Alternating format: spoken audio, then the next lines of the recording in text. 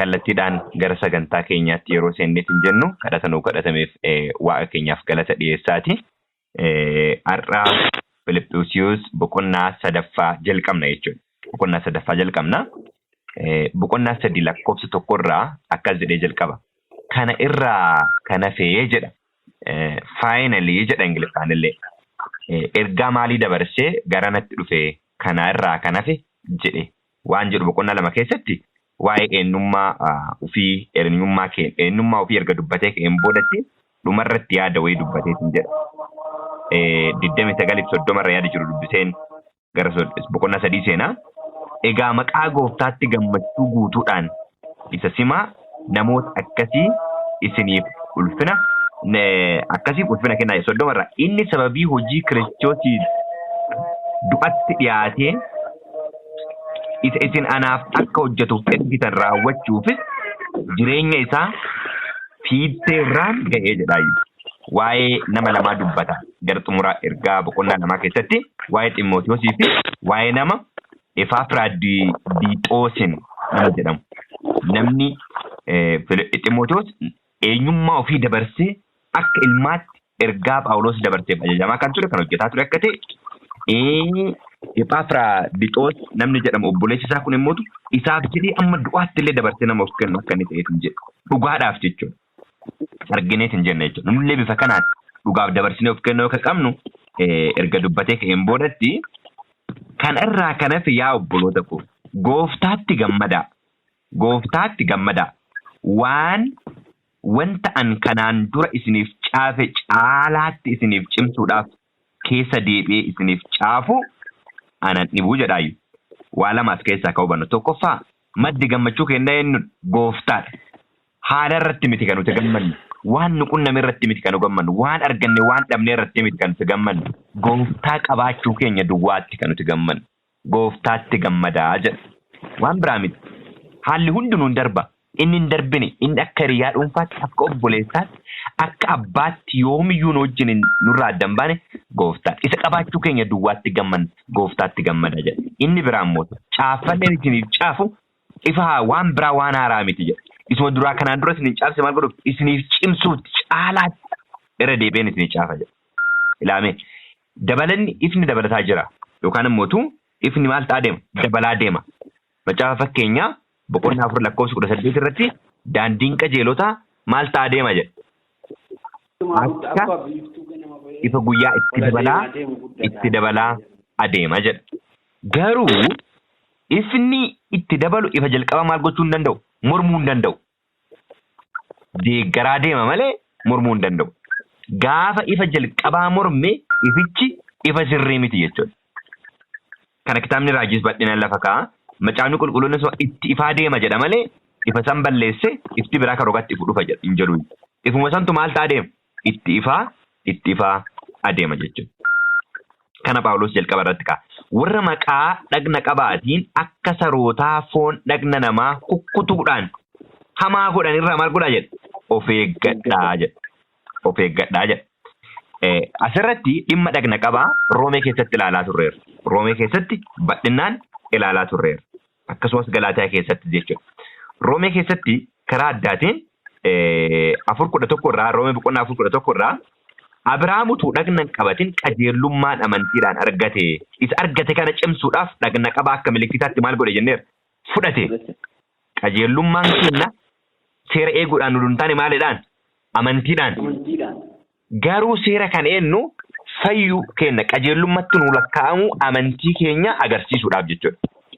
Abrahaam maal ta'e jedha asirratti otoo dhagna hin qabatin yookaan immoo otoo seera hin eegin maal ta'e jechuudha akka qajeellummaatti isaaf lakkaa'ame. Garuu erga akka qajeellummaatti isaaf lakkaa'amee ka'een boodatti dhagna qabaa akkamitti fudhate akka mallattootti.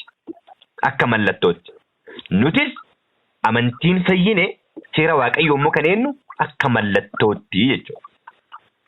Amantiin isaaf lakkaa'ame ka jedhu isa qofaaf utuu hin taane 4:23 irraa maal jennee Roomee 4:23 irraa inni isaaf lakkaa'ame jedhu Abrahaam duwwaadhaaf caafame miti jedha. 24 nuyi warra amannuufis immoo akka lakkaa'amu caafameera. Nuyi waaqayyo isa gooftaa keenya Yesuus Kiristoos warra du'aa keessaa kaasetti maal goona jedha? In amanna jedha. Eenyutti jechuudha? Waaqayyo abbaatti jechuudha. Karaa eenyu? Karaa gooftaa Yesuus Kiristoos. 4:24 irra kan jiru kun amantiitti lakkaa'amee kan jedhu namoota Waaqayyo isa gooftaa keenya Yesuus Kiristoos du'aa kaasetti namoota amananidha jechuudha. Roomee kana irratti boqonnaa 10 lakkoofsa 9 irra maal jedha? Yesuus Kiristoos gooftaa akka ta'e afaan keetiin yoo beeksifte, Waaqayyo du'aa akka isa kaase immoo garaa keetti yoo amante, fayyina bara baraa maal goota jedha? In argatta. Fayyina bara baraan argatta. Yesuus Kiristoos gooftaa akka ta'e afaan keetti maal yoo goote? Yoo beeksifte. Waaqayyo du'aa akka isa kaase, abbaan jechuudha, du'aa akka isa kaase yoo amante, jireenya bara baraa maal goota jedha? In argatta jedha. Fayyina bara baraa argatta jedha. Kun ergaa baay'ee murteessaadha jechuudha. Qulqullummaatti isaaf lakkaa'ame kan jedhamu Abrahaamiif Waaqayyo abbaa isa gooftaa Kiristoosiin du'aa kaasetti warra maal godhe jechuudha? Warra amane jechuudha. Isa adda baafnee ilaaluun baay'ee barbaachisaadha. Itti aansee Yesuus Kiristoos gooftaa akka ta'e yoo amante kan jedhu kanarratti Filiphisius 2:11 irraa kaleessa yeroo qorannu maal jennee dubbifne? Filiphisius 2:11 irraa arrabni hundinuu ulfina Waaqayyo abbaatiif Yesuus Kiristoos gooftaa akka ta'e maal haa godhu jedha? Haa beeksisu jedha. Ulfina Waaqayyo abbaatiif. Kanaaf kana dubbata jechuudha. Phaawulos Filiphisius boqonnaa 3 irratti nuti dhagna qabaan maqaa dhagna qabaatiin warra maqaa dhagna qabaatiin akka sarootaa foon dhagna namaa kukkutanii hamaa hojjetan irraa maal godha? Of eeggadha. Nuyi garuu dhagna qabaa isa dhugaa arganneerra jedha. Dhagna qabaa isa dhugaa arganneerra jedha. Isa kan foon amanachuu dhiifnee Kiristoos Yesuusiin of hin jahina jedha. Hafuuraanis Waaqayyoof maal goona jedha? In hojjanna. Kanaaf dhagna qabaan nuti qabnu dhagna qabaa maaliiti? Kan hafuuraati. Foon ajjeefnee foon ofirraa murree hafuuraaf jiraannaa jechuudha. Wangeela Yohaannis boqonnaa 4 lakkoofsa 23 irraa maal jedha?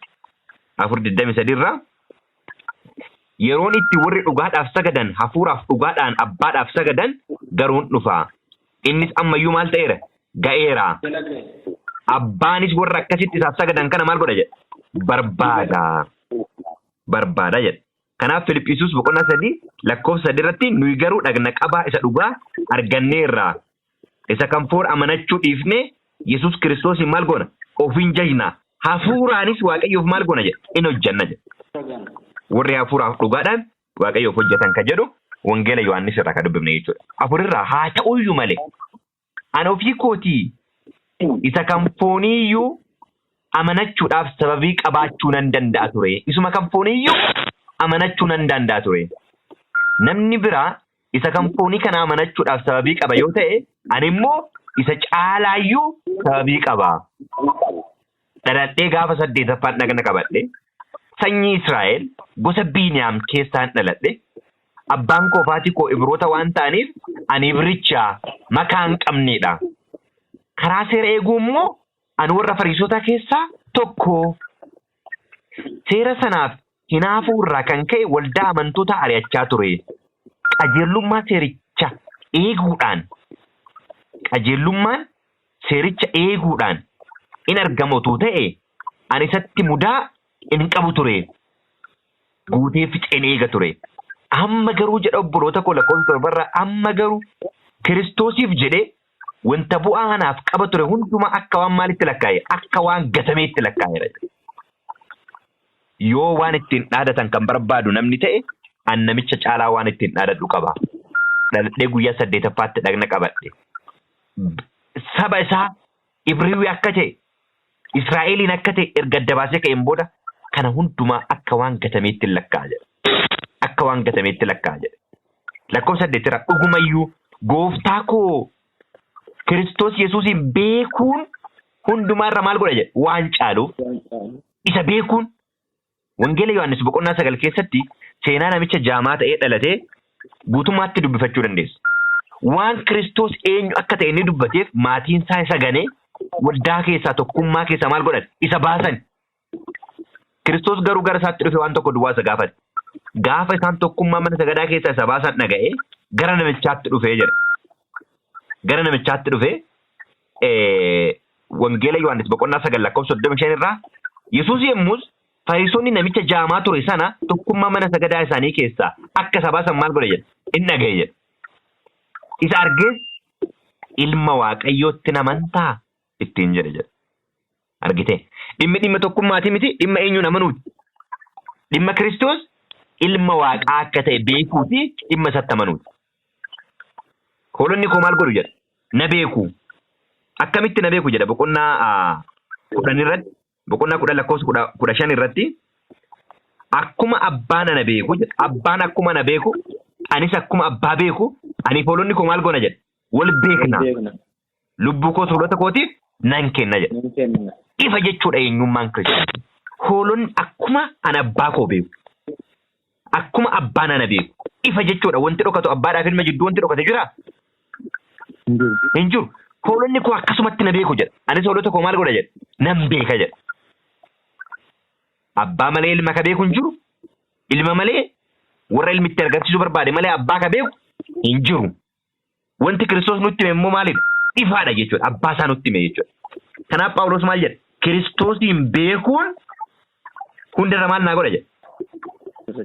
Naaf caala jedha. Isa beekuun hundarra naaf caala jedha.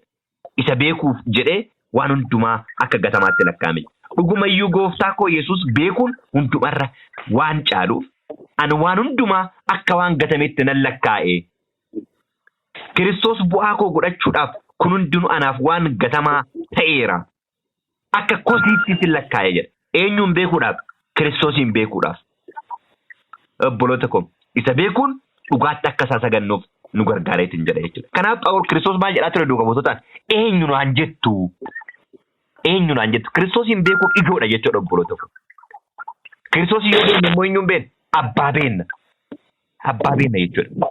Yoo abbaa beekne immoo malee jireenya bara baraa bira geenya jechuudha. Kanaaf akkuma abbaa koo keessa jiru ijjina keessa ani isin keessa jedhee Kiristoos ifa godhee wanti inni dubbateef isa kanaaf jechuudha. Dhimmi Kiristoosiin beeku, dhimmi Waaqa beeku, ergamoota sadanii keessa erga ergamaa tokkoffaati. Waaqayyoon sodaadhaa, ulfina illee kennaafi.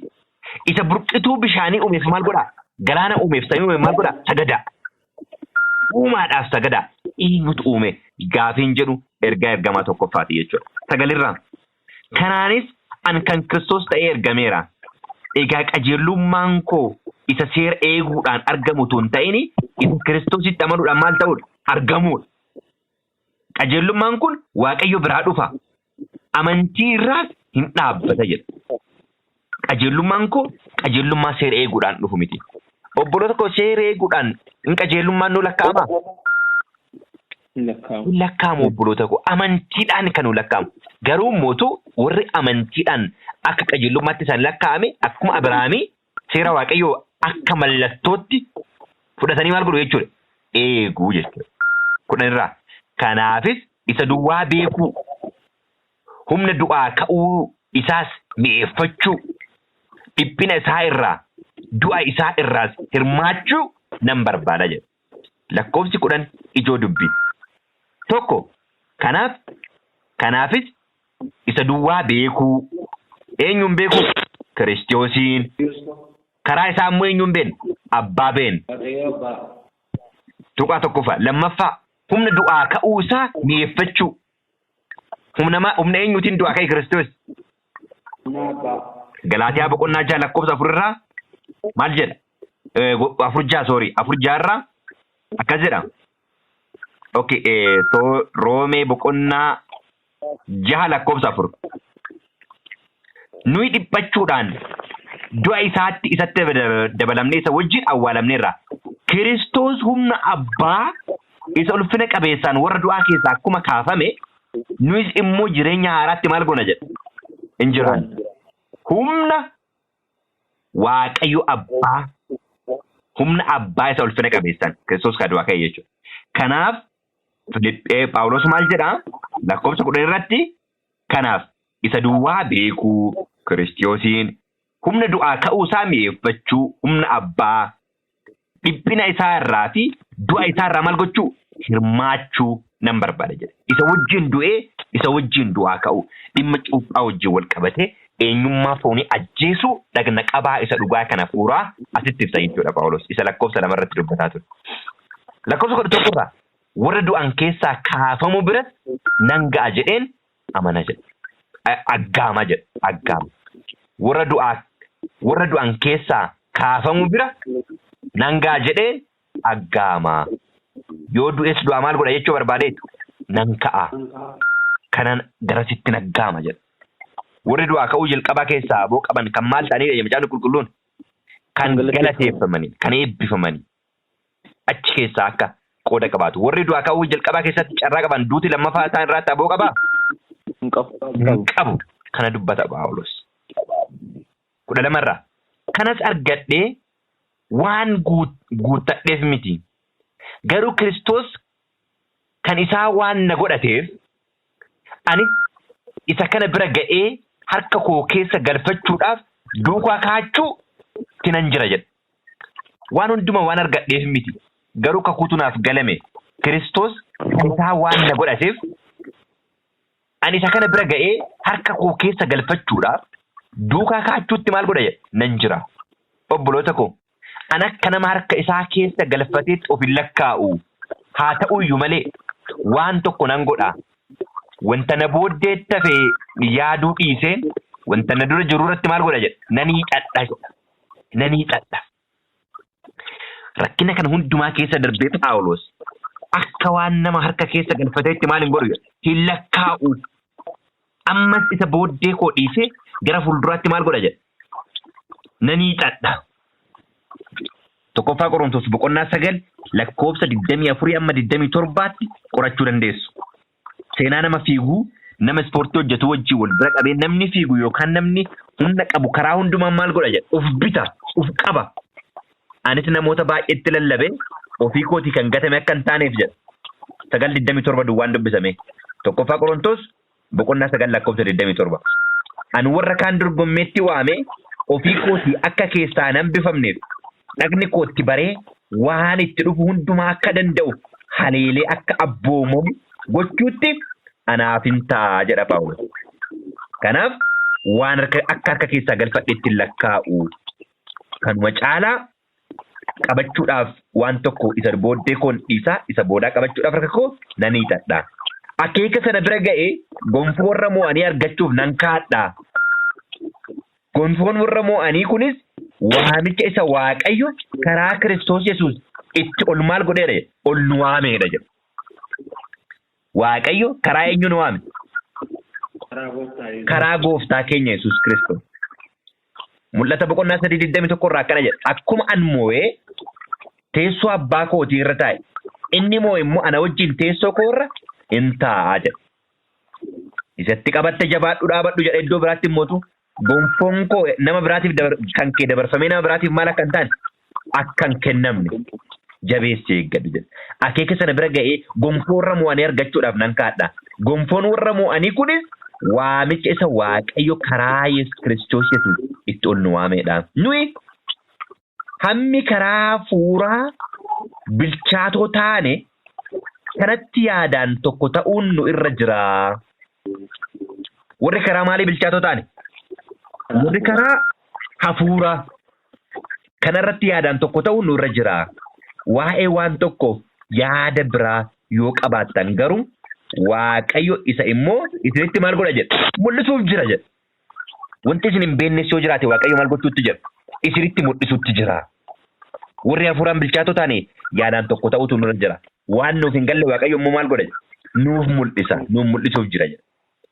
Amma immoo kottaa isa bira geenyee duwwaatti qabamnee maal goona jedha in deddeebinaa. Isa nuuf galetti isa nuuf ifetti isa bira geenyetti maal goona jedha itti qabannee in deddeebinaa. Obboloota koo fakkeenya koo fudhachuutti waliif galaa. Akka fakkeenya nuyi isiniif kennineetti warra jiraatan ilaalaa jedha. As qofatti miti. Tokkoffaa Qorontos 11 lakkoofsa 1 irratti illee maal jedha? Akkuma fakkeenya keenya maal godhaa jedha? Egaa akkuma fakkeenya Kiristoos fudhadhe isin immoo fakkeenya koo maal godhaa jedha? Fudhadhaa. Fakkeenya koo fudhadhaa jedhee lafa kaayetiin jedha jechuudha. Kanaaf fakkeenya nuti isiniif kennine fudhadhaa. Waa'ee jara tokkoo kanaan dura akkuma an si'a baay'ee isinitti hime amma of eeggannaa kennaadha jechuudha. Ammas boo'aa isinitti nan himaa. Isaan yaada fannifamuu Kiristoos. Isaan yaada fannifamuu Kiristoositti maal ta'aniiru diina ta'anii hin jiraatu jedha. Waa'ee namoota akkasii kanaan duras maal godheera isinitti himeera. Ammas garuu boo'aa maal godha jedha isinitti hima. Dhugaa jechuu sobaan soba yeroo jennu dhugaadhaaf keessi kenna gaafa dhugaadhaaf of dabarsee kenne imimmaaniin akka dubbannu Phaawulos lafa ka'a. Boo'aa isinitti dubbadha. Dhumni isaanii maalidha jedha obboloota koo badii isaa jedha. Garaan isaanii waaqayyoo isaanii salphinni isaanii ulfina isaaniitti lakkaa'atu. Yaada garaa isaanii waan lafaa irratti maal godhu jedha. Hin hidhuu jedha. Tuqaan kunniin sadiinu tuqaa murteessaa. Tokko garaan isaanii maal isaaniiti? Waaqa isaaniiti. Nyaachuu guddinaaf jiraatu jechuudha. Seera waaqattis haa ta'u, sanbattis haa ta'u, qajeelummaa waaqattis haa ta'u, buddeenaaf jedhanii dugdatti galu jechuudha. Namoota akkasii kanaaf namoota buddeenaaf jedhanii seera waaqaa irra ejjetaniif namoota buddeenaaf jedhanii waaqatti dugda galaniif garaan isaanii maal isaaniiti? Garaan isaanii waaqa isaanii. Kana jalaa waaqayyo nu haa baraaru. Tuqaa lammataa salphini isaanii ulfina isaaniitti maal godhu jedha? Lakkaa'u. Salphina isaanii ulfina isaaniitti lakkaa'u. Dargaggoota wajjin wal qabatee faashiniin adda addaa yeroo adda addaatti dhufu. Amma dubartoonni maal mul'isaa deemu obboloota koo? Handhuura ofii mul'isaa deemu. Maaliif akkas goota yoo jedhanii? Faashinii. Yookiin immoo natti tole. Akkas ta'uu barbaade. Tarii bakka naannoo baadiyyaatti hin argine isin ta'uu danda'a naannoo magaalaa namoonni jiran kana yeroo baay'ee irra deddeebitanii yuunivarsiitii fa'aatti namoonni jirtan irra deddeebitanii akka argitan nan beeka. Salphini isaanii maal isaaniiti? Ulfina isaaniiti. Warri dhiiraa hammuutu surree ofirra gassistanii amma qaamni isaanii mul'atutti jechuudha duubaan. Kun maal salphina obboloota koo garuu namoonni maalitti lakkaa'u? Akka ulfina isaaniiti. Kana duwwaa miti. Uffataan, nyaataan, dhugaatiidhaan salphini ulfinatti bara fakkaate gaseera. Namoota akkasii tokko kana. Tuqaa lammata kun. Sadaffaa yaada garaa isaanii waan lafaa irratti maal godhee jiru? Hidhuu.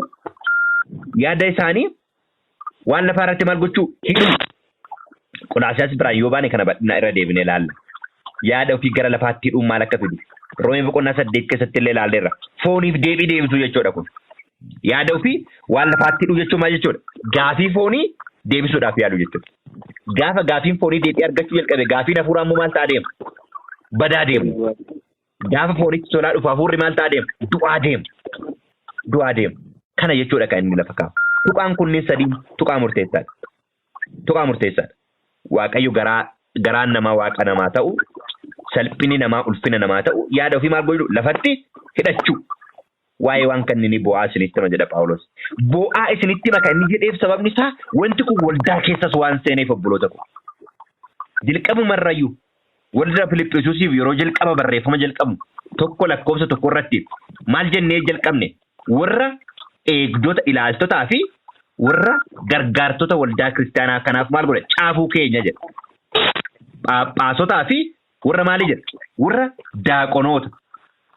Kanaaf waldaa keessa wanti kun waan seeneef boo'aa akka Phaawulos dubbatu argineeti jechuudha.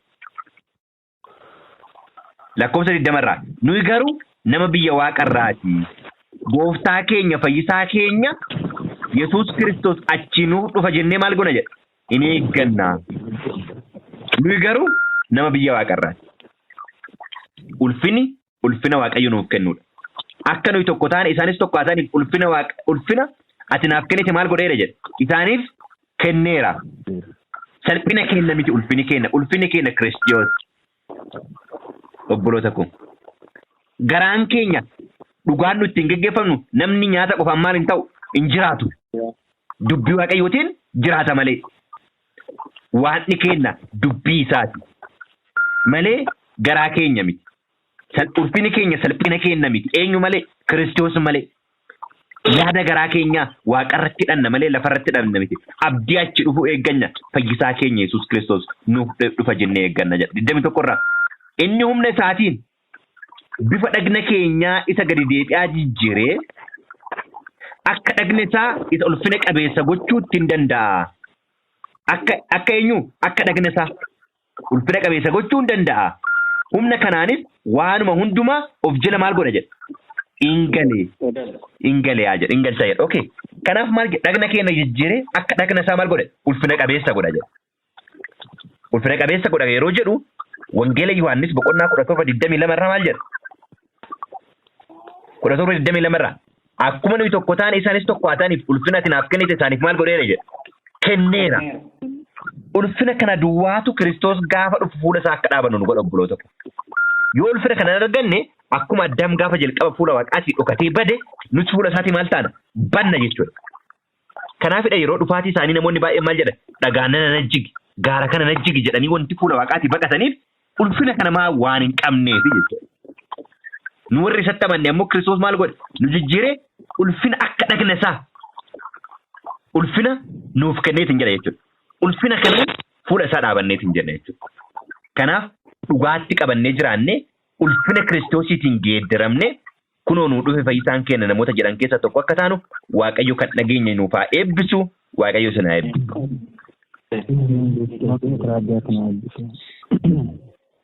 Eebbifamaa.